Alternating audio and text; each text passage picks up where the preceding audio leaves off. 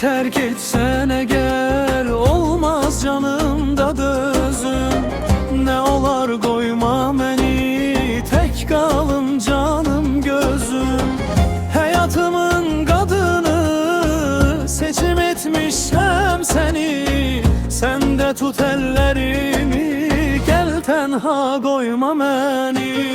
Seninle döyüner ürey bile sana yüreğim, unutmayasan gerek benim sana yüreğim.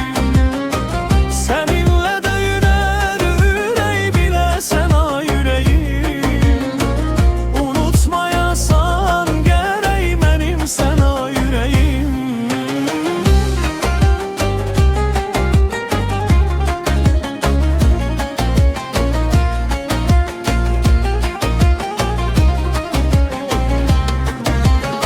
Sen benim arzumda, her an dileğimdesen.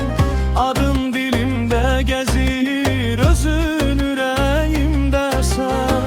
Bu həsrətə son qoyaq, gəmi geçsin aradan.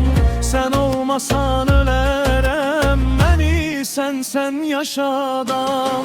Seninle döyüner ürey bile sana yüreğim, unutmayasan gerek benim sana yüreğim. Seninle döyüner ürey bile sana yüreğim, unutmayasan gerek benim sana yüreğim.